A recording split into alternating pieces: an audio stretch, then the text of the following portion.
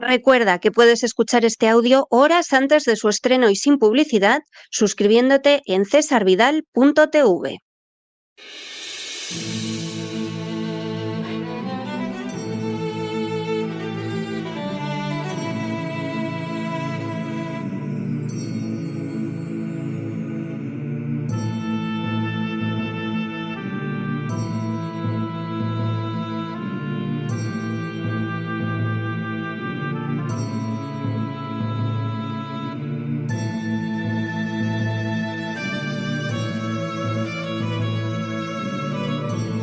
La Voz con César Vidal, desde el exilio.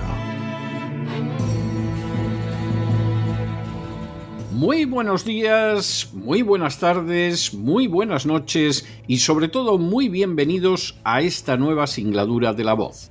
Soy César Vidal, hoy es el jueves 16 de octubre de 2025 y me dirijo a los hispanoparlantes de ambos hemisferios, a los situados a uno y otro lado del Atlántico y como siempre lo hago desde el exilio.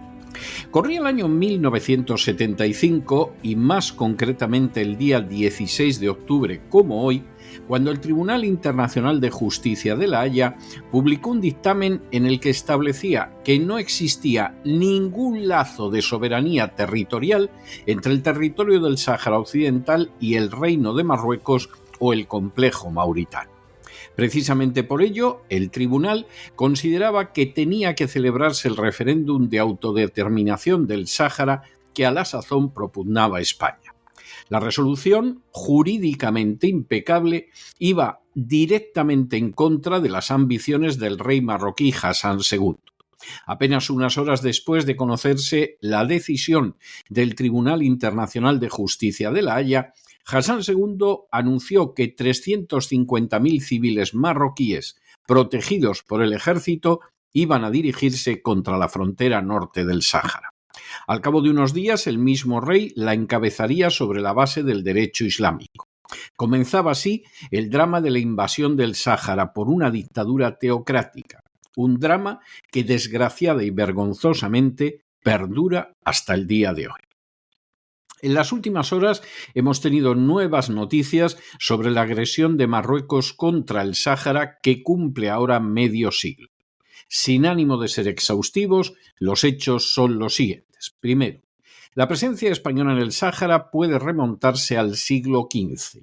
En virtud de los tratados de Alcasova y Tordesillas suscritos con Portugal, España se vio autorizada para establecer un puerto en la costa del Sáhara que se llamaría Santa Cruz de Mar Pequeña. El puesto sería destruido por los saharauis en 1527, pero durante los siglos sucesivos España mantendría sus derechos sobre la zona.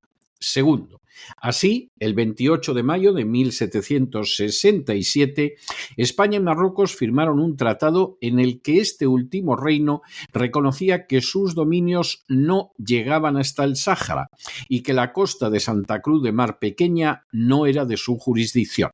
El mencionado texto legal dejaba indiscutiblemente de manifiesto que el propio sultán de Marruecos afirmaba de forma taxativa que carecía del menor derecho sobre el Sáhara. Tercero, en 1881 el gobierno español estableció una plataforma frente a la península de Río de Oro que adquirió a los Ouad de Lim ante notario. Cuarto, en 1883 se creó la Sociedad Española de Africanistas y en 1884 el capitán Bonelli realizó una expedición en el curso de la cual se establecieron las factorías de Villa Cisneros, Medina Gatel y Puerto Badía, y se firmaron convenios con las distintas tribus. Ese mismo año, España estableció un protectorado entre la Bahía del Oeste y Cabo Bojador, al que Marruecos no opuso ninguna objeción por la sencilla razón de que aquel no era territorio de su reino. Quinto, en enero de 1885 llegaron al Sáhara los primeros militares españoles que a las órdenes de Bonelli llevaron a cabo distintas expediciones hacia el interior para trabar lazos de amistad con las distintas tribus. Al año siguiente, la Sociedad Española de Geografía Comercial envió la expedición Álvarez Pérez, que estableció un protectorado entre Tuat Shbeika y Cabo Bojador. Poco después, durante el mes de mayo del mismo año, llegó al Río de Oro otra expedición, la de Cervera, Quiroga y Rizo, que cruzó el Tiris y penetró en el Sáhara.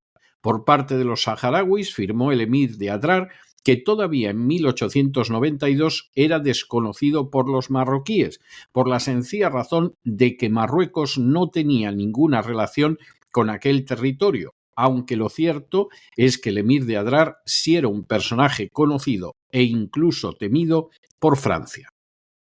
Sexto, el territorio del Sáhara español se vio mermado por las presiones francesas que en el curso de diversos tratados fueron cercenando las posesiones españolas. El último acuerdo, suscrito en 1956 y en vigor desde el año siguiente, culminó precisamente ese proceso de disminución de la presencia española en el Sáhara. Se trataba de zonas que siempre fueron independientes de Marruecos y que incluso bajo gobierno francés no se identificaron jamás con ese reino. Séptimo, en 1934 las fuerzas españolas se adentraron en el Sáhara y fundaron el puesto de Argup, ocupando además Daora y Esmara. El último sultán azul se entregó entonces a España y se estableció en Cabo Jubi, entonces Villavens, y posteriormente en Tarfaya. El sultán azul sentía un enorme aprecio por los españoles heredado de su padre, el legendario Sheikh Mak el Ainin, quien había instado a los saharauis a que si tenían que someterse a algún gobierno extranjero, lo hicieran a los españoles. Esa circunstancia explica que España pudiera gobernar de manera pacífica el territorio hasta 1956, el año de la independencia de Marruecos. Octavo, en 1957, en paralelo a lo que se conocería como la Guerra de Ifni, las fuerzas marroquíes, convenientemente disfrazadas de guerrilleros incontrolados, lanzaron una ofensiva contra los puestos militares del territorio del Sáhara. España tuvo que evacuarlos concentrando la defensa en el Aaiún, Villacisneros y Güera. El repliegue se realizó en condiciones durísimas e incluso llegó a ser aniquilada casi por completo una bandera de la Legión en la zona de Echera, a unos 40 kilómetros del Aaiún, en febrero de 1958. Noveno, la independencia de Mauritania y el descubrimiento de los yacimientos de fosfatos de Bucra en el Sáhara obligaron a España a reconocer en 1960 que el Sáhara se encontraba dentro de los territorios no autónomos, un paso previo para una independencia futura. Décimo, a partir de 1965, las Naciones Unidas exigieron cada año la celebración de un referéndum de autodeterminación en el Sáhara. Se trataba de una puesta en escena impulsada por Marruecos y por Mauritania.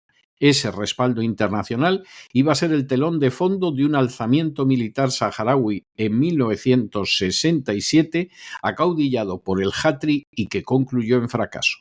Undécimo.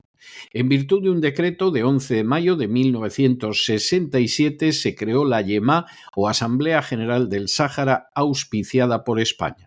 Este paso no evitó que el 18 de diciembre de 1969 naciera el movimiento de vanguardia para la liberación del Sáhara. Muy posiblemente se trató de una correa de transmisión del Reino de Marruecos para complicar la situación en el Sáhara y forzar la salida de España. Duodécimo. El 29 de abril de 1973 fue creado el Frente Polisario, que a las 9:30 de la noche del 20 de mayo de ese año llevó a cabo su primera acción armada contra un puesto español situado en Hanget Kesat. Entre 1973 y 1975, el Polisario continuó atacando a las fuerzas españolas en el Sáhara, causando una decena de muertos y paralizando la producción de fosfatos, pero también proporcionando argumentos a los que deseaban la entrega del territorio a Marruecos. 13. Durante 1974, el gobierno español elaboró un estatuto para el territorio que a inicios de julio fue aprobado por unanimidad por la Yemá. Este instrumento jurídico y las previsiones de un plazo para la celebración de un referéndum de autodeterminación como paso previo a la independencia fue, en puridad, lo más cerca que los saharauis estarían nunca de ser independientes. La posibilidad se vería cruentamente truncada por una nueva e injustificada agresión marroquí. 14. En 1974, tras sobrevivir a un intento de golpe de Estado, Hassan II, rey de Marruecos, pactó con la oposición, incluida la izquierda, la formación de un gobierno de coalición. A continuación vino la agresión contra el Sáhara. A inicios de 1975, distintos agentes marroquíes llevaban meses realizando atentados terroristas en el Sáhara español. Mientras la censura de Franco imponía un silencio absoluto sobre lo que sucedía en el Sáhara, los marroquíes aterrorizaban a las familias saharauis de Tarfaya para doblegar a los parientes que vivían en territorio español. El 15 de abril de 1975, el ejército marroquí llegó incluso a cruzar la frontera con la intención de atacar el acuartelamiento español de Magbes. El ataque fracasó. 15. A la vez, el rey de Marruecos inició una ofensiva diplomática que, junto al apoyo de las dictaduras del Tercer Mundo, buscaba la colaboración o al menos la aquiescencia de los Estados Unidos. El contexto era más que favorable porque el régimen franquista había entrado en agonía y, sobre todo, Marruecos había logrado ya crear un lobby en España favorable a sus tesis, lobby en el que estaban incluidos poderosos altos cargos. 16. El 8 de julio de 1975, Hassan II pronunció un discurso en el que instaba a España a entregar el Sáhara, ya que de lo contrario procedería a la movilización general para la recuperación de los territorios usurpados. Al día siguiente, el mismo en el que Franco era hospitalizado a causa de una tromboflebitis, el embajador marroquí en España entregó una carta destinada al general y redactada en términos claramente agresivos. El 26 de julio, Franco respondió al sultán de Marruecos invocando la doctrina de la Organización de Naciones Unidas sobre la descolonización. Resultaba obvio a esas alturas que Hassan II no deseaba bajo ningún concepto que la ONU, tal y como pretendía España, se ocupara del asunto. 17. El 22 de agosto, el gobierno español anunció que tenía intención de celebrar un referéndum para la independencia del Sáhara en el primer semestre de 1975. Previamente, Franco se había entrevistado con Kurt Waldheim, secretario general de la ONU, para solicitar su ayuda. La misión enviada por la ONU al Sáhara comprobó que la inmensa mayoría de su población era partidaria de la independencia y totalmente contraria a verse anexionada por Marruecos. 18.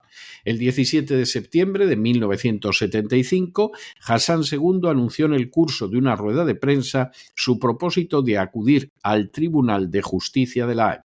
El 8 de octubre, a las 12 de la noche, el general José Ramón Gavilán, segundo jefe de la Casa Militar del Jefe del Estado, se entrevistó en Rabat con Hassan II, quien afirmó que no estaba dispuesto a consentir la independencia del Sáhara. 19.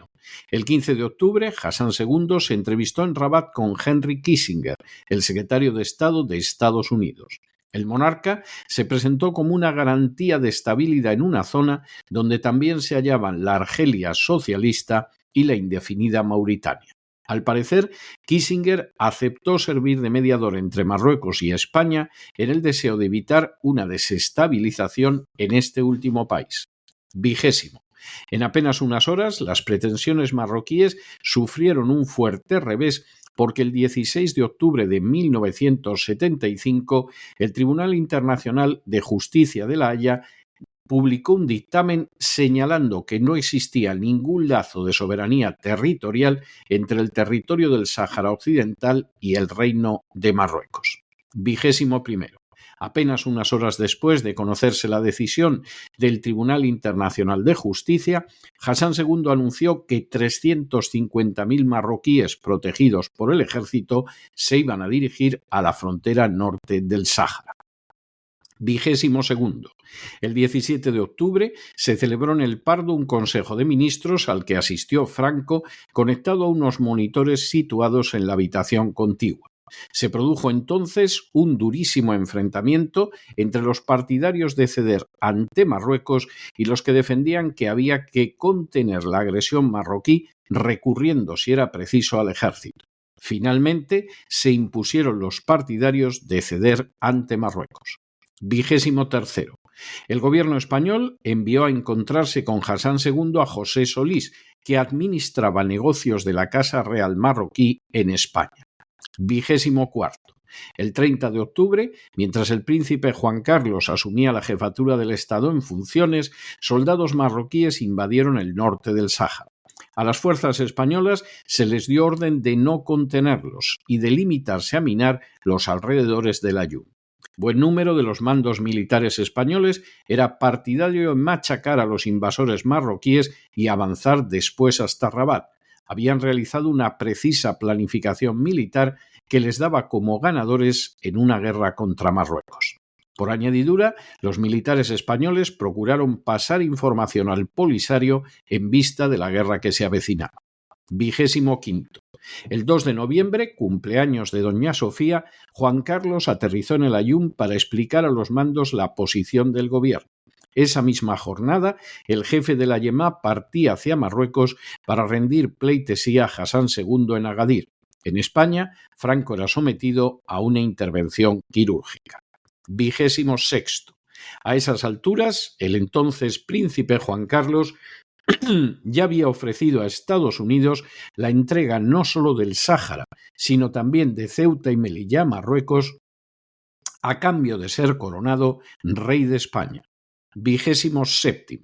El 3 de noviembre, los 350.000 participantes de la Marcha Verde se encontraban en Tarfaya.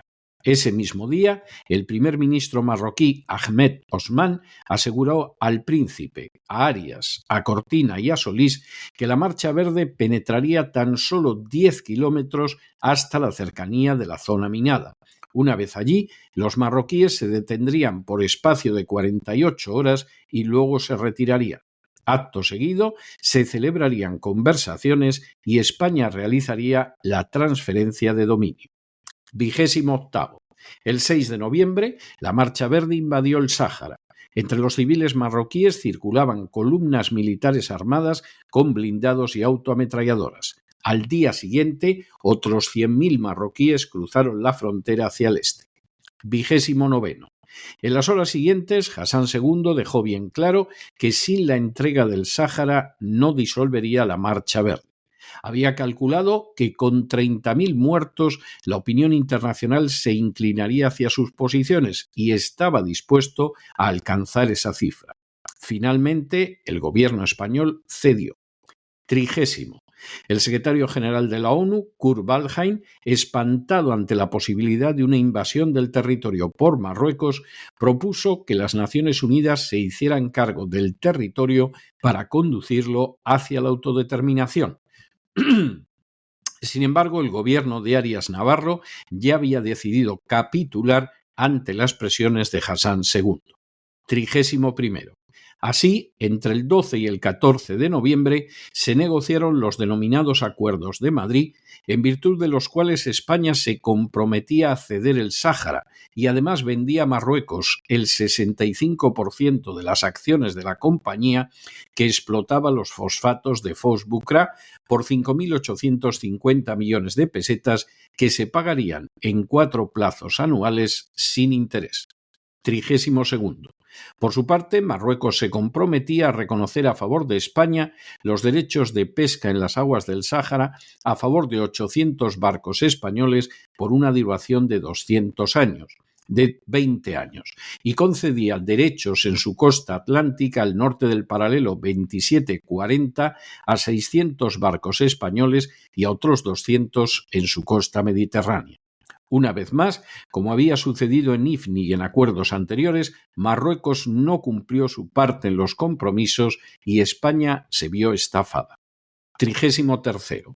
A finales de octubre de 1975, las tropas españolas recibieron órdenes de retirarse de los puestos del interior del Sáhara para dejar paso a las fuerzas de Marruecos en el norte y de Mauritania en el sur. 34.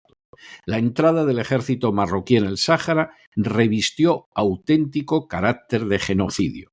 Las fuerzas criminales de Hasán II machacaron literalmente a cerca de 40.000 civiles, en su mayoría ancianos, mujeres y niños, con napalm y fósforo blanco. A ello se sumaron los saqueos, las violaciones de las saharauis ante sus parientes y las torturas. Y 35, a las 11 de la mañana del 28 de febrero de 1976, se arrió la última bandera española en el Sáhara. En el fuselaje del último avión español habían pintado con grandes letras «Viva el Frente Polisario». Desde el inicio de la invasión del Sáhara por Marruecos, posiblemente las únicas manifestaciones de decencia en medio de tanta conducta vergonzosa se dieron entre los miembros de las Fuerzas Armadas españolas en el Sáhara. De manera reiterada, se negaron a dar la mano a los oficiales invasores marroquíes que ocupaban los puestos que iban abandonando. Rehusaron brindar con ellos a la salud del tirano Hassan II. Removieron cielo y tierra para evitar que se torturara a los saharauis.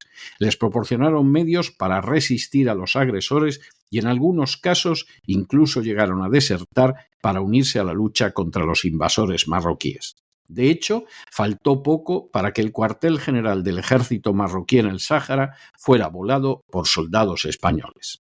Tan solo unas horas antes de que se arriara la última bandera española en el Sáhara, los saharauis habían proclamado la República Árabe Saharaui Democrática.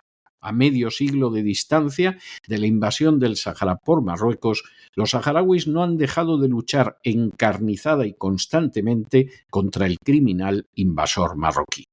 Hasta hace muy poco, España era la única nación que mantenía la necesidad de celebrar un cada vez más hipotético referéndum de autodeterminación de acuerdo con la legalidad internacional. Durante todo este tiempo, también ha sido, como el Sáhara, objeto de incontables agresiones de un enemigo reivindicativo conocido como el Reino de Marruecos. A pesar del abandono del Sáhara en 1975, durante los años siguientes los distintos gobiernos de la UCD, del Partido Socialista y del Partido Popular repudiaron la invasión marroquí del Sáhara y mantuvieron con mayor o menor firmeza la legalidad internacional, insistiendo en que la población del Sáhara invadido por Marruecos debía celebrar un referéndum libre en el que expresara su destino. Se trataba no solo de una cuestión de respeto al derecho internacional, sino también de una obligación moral, por cuanto España había sido la potencia colonial del territorio ahora invadido por Marruecos. Por supuesto, el principal adversario de esta defensa del derecho público internacional fue la monarquía marroquí. Ya con Mohamed VI y en pleno siglo XXI, España sufrió la retirada del embajador de Marruecos, la invasión del islote de Perejil e incluso la amenaza de que podía ser objeto de atentados vinculados al terrorismo islámico. No se trataba de una baladronada. Y de hecho, hoy sabemos que al menos uno de los agentes de los servicios secretos marroquíes en España estaba totalmente al corriente de las actividades de los terroristas que supuestamente cometieron los atentados del 11M. Con la llegada al poder de Rodríguez Zapatero, precisamente gracias a los atentados del 11M, se quebró toda la línea de defensa de la legalidad que hasta ese momento habían mantenido los distintos gobiernos españoles.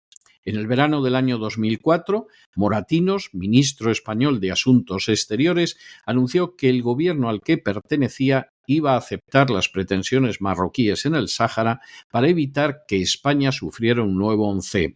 En paralelo, Rodríguez Zapatero optó por una táctica de cerrar los ojos ante los abusos de Marruecos contra España, de adular al régimen más corrupto de toda la cuenca del Mediterráneo y de querer incluirlo en su disparatada política de alianza de civilizaciones, intentando implicar en semejante dislate a las instituciones más elevadas del Estado. A diferencia de lo sucedido durante la guerra de Irak, esta vez, ante el abandono de los saharauis, las asociaciones, las ONGs, los intelectuales y artistas antiimperialistas, los progres, los bienpensantes, guardaron en su mayoría un vergonzoso silencio, un silencio que se ha mantenido hasta el día de hoy.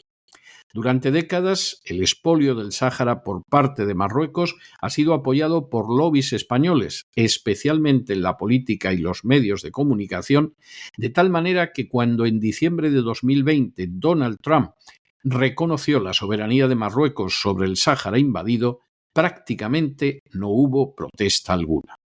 Finalmente, en el año 2022, el gobierno socialcomunista de Pedro Sánchez dio un paso definitivo al enviar una carta al rey de Marruecos en la que aceptaba las tesis de este en cuanto a la anexión del Sáhara.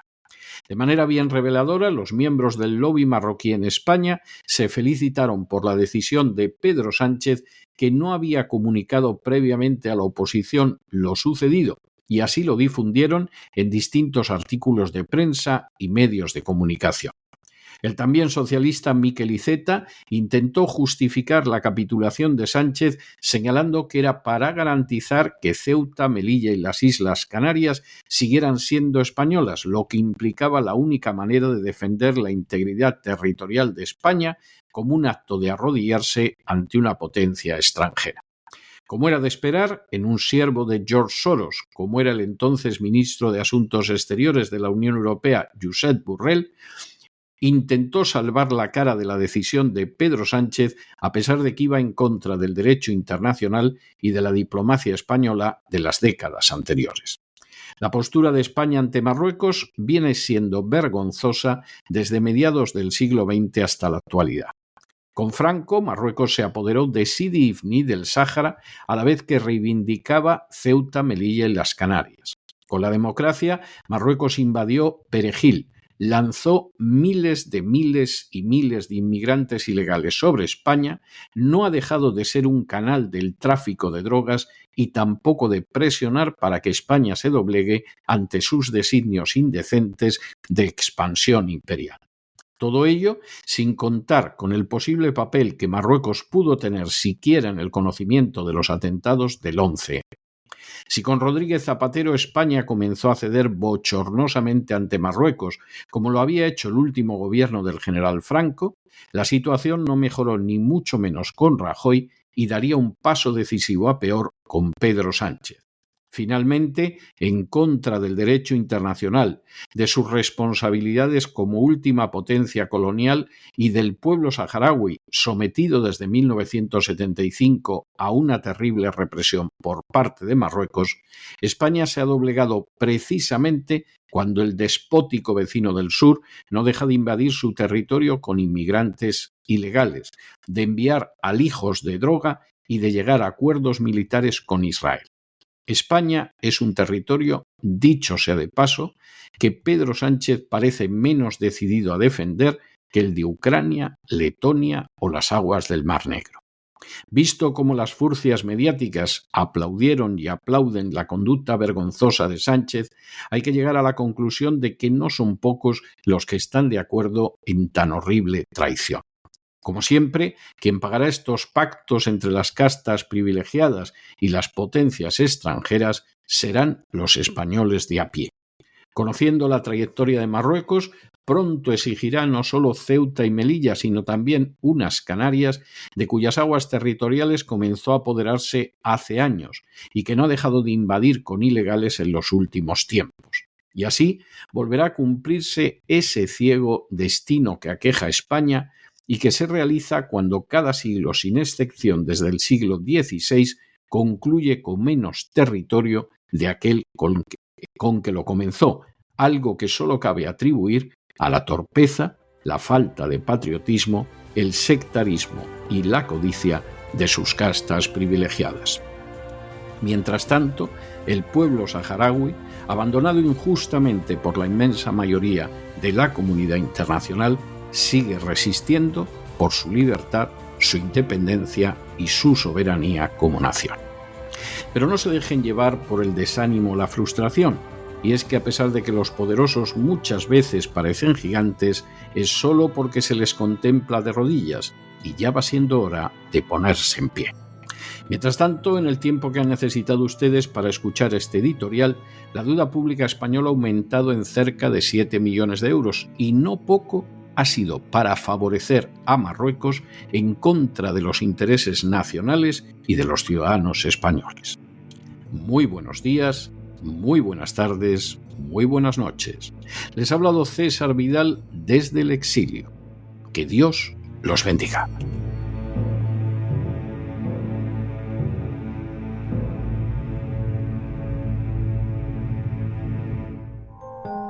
sección patrocinada mediante crowdfunding con el siguiente mensaje: nuestro Señor Jesucristo, el único Dios verdadero, es misericordioso y nuestro Salvador.